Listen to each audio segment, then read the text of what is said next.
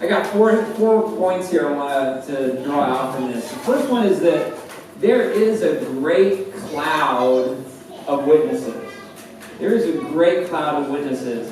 And in this text, in 11 and 12, this cloud of witnesses is all made up of those who live by faith. That's the cloud of witnesses.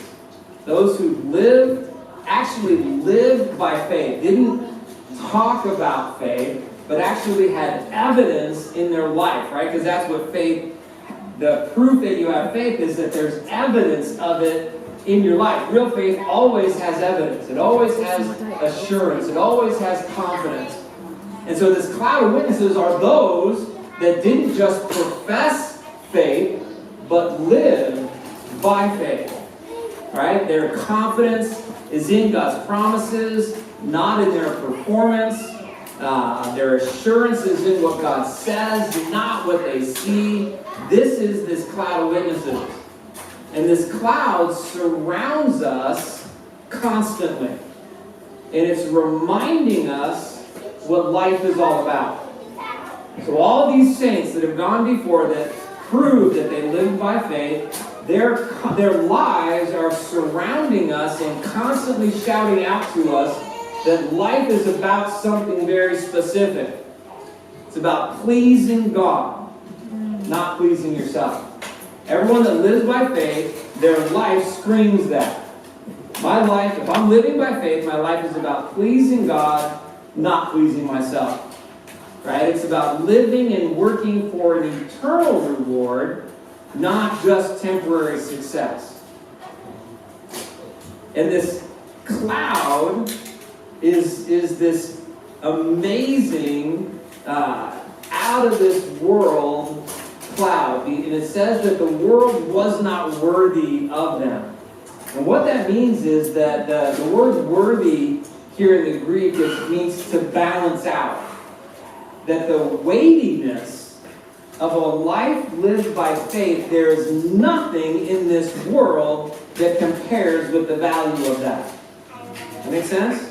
The life lived by faith, there's nothing in this world that can match the value of a life lived by faith. The value that brings, the contribution, the kingdom contribution of someone living by faith is exceedingly abundantly more valuable than anything else this world can offer. And that's why people who live by faith, they're never looking for things from this world, are they?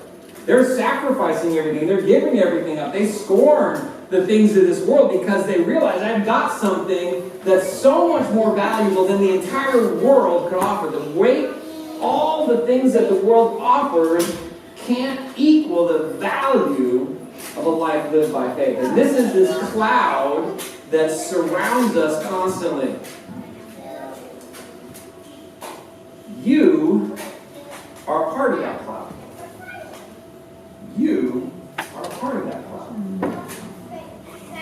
You, just going to Impact or HSC, took a step of faith. Remember that? Yeah. Remember sitting in Rock the House or Vision Week or whatever it was called, when we went, open house, right? All the different iterations. Remember God stirring your heart? Remember somebody pressuring you like, if you don't go, you're going to lose your salvation. Don't worry about the money. God will provide, and then you sign the papers, and then it said, if you don't pay, we're kicking you out. Remember that? Remember going on wilderness and the faith that took? For some of you, you've never been backpacking in your life. You're like, well, I have to sleep. What? Where? Right? We purposefully got tents that were too small for you, so that you'd have to be super close, and food that was horrible and heavy, and stuff that would shake your cup.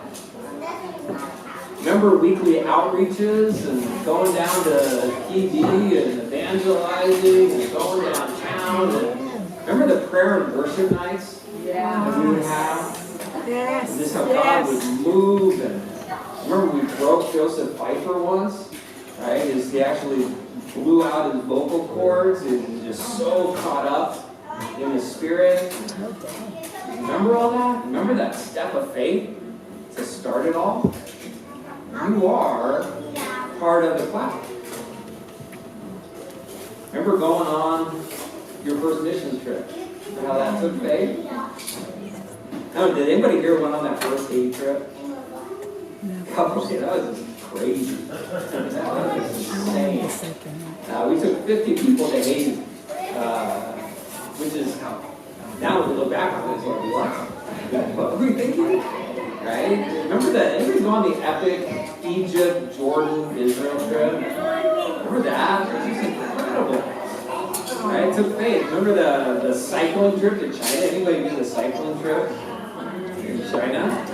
Right? Right? The trips to Romania, to India, to Thailand, to the Philippines. Right? All these steps of faith. You're part of the cloud. You have evidence in your life that your faith is real. And you lived it. And you went out and you trusted Jesus where there was nothing that made sense about it. Your friends, your family said, you're nuts, you're crazy, be responsible. Right?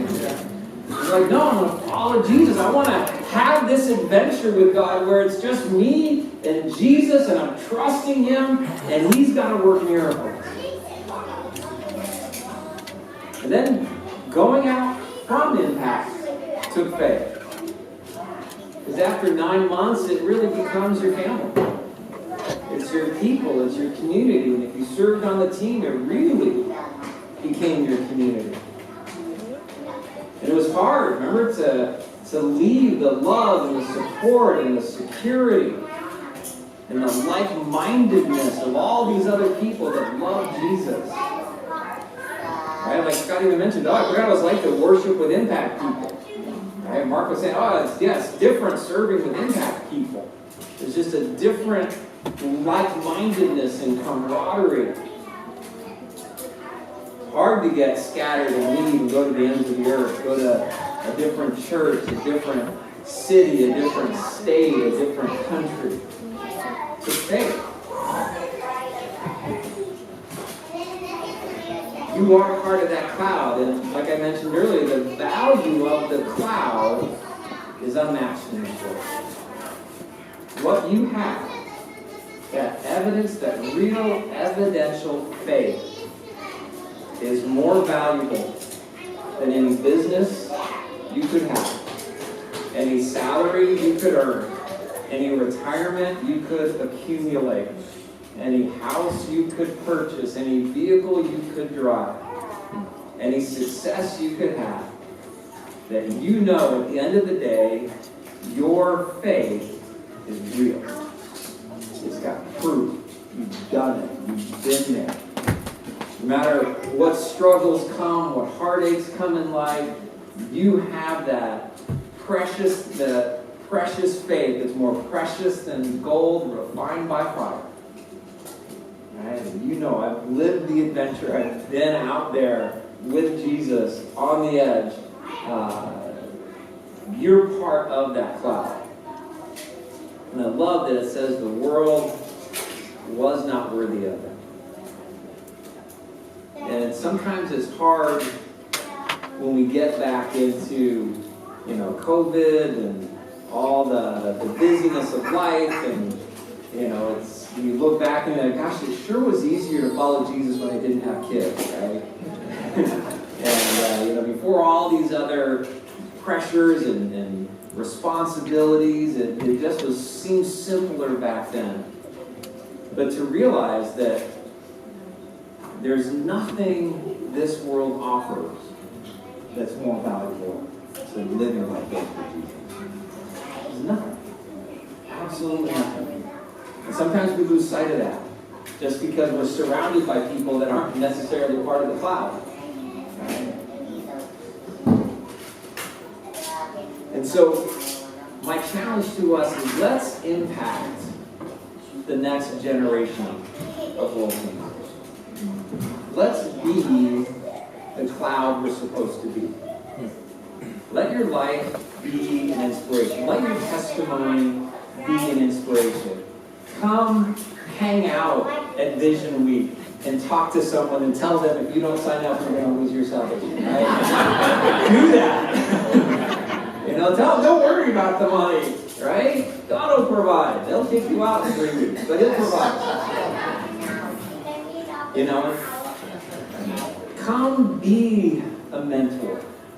Come pray. I don't know if you realize how much prayer goes into getting someone through this 9-month discipleship experience. Remember how many ups and downs we used to go do interventions, right, at people's houses, right? And, okay, right, Scott, go drive, go pick them up, right? And go find them wherever they are. And come be that. Come go on outreaches with us. Right? Come walk the boardwalk down in TV again and share with people. Let's go to homeless encampments. And in spite of all the craziness, I am so burdened in my heart that it's time for the Christians to be courageous again. Quit living in fear. Quit counting our lives dear to ourselves and say, no, the gospel is greater. It's more valuable if I lose my life for the sake of the gospel. Great is my reward in heaven. It's time to quit, being in our little isolated bubble. Let's go change the world for Jesus. And no one sees it anymore, but you are the cloud. You're the ones that have tasted it. You've seen what it's like to live on the edge, and come be an inspiration to people who don't have that faith yet. Come say, it'll work out. God will move on your behalf. He's going to do exceedingly abundantly above all you can ever ask or imagine. You can take Him at His word. God, we were talking about it in our staff meeting this morning, that God won't be mocked. Right? We always take it about, if you sow to the flesh, you're going to reap destruction. God won't be mocked. But there's 2 parts to that verse. God won't be mocked. If you sow to the Spirit, He won't be mocked by letting you down. He won't be. He won't allow your life. If you live by faith, you sow to the Spirit, you will reap everlasting life. God won't be mocked on that. You take Him at His word, He will back it 1,000 times. You can trust Him. Come be an inspiration. Come tell your story. Come pray with people. Come be that encouragement. Lay your hands on someone and say, I want to pray for you. Let your gifts and the words of knowledge and prophecy flow in your life again, and pray over someone and let God speak to you about their future and encourage them and speak life into there where there's just fear and hesitation and doubt and wondering. You are the cloud.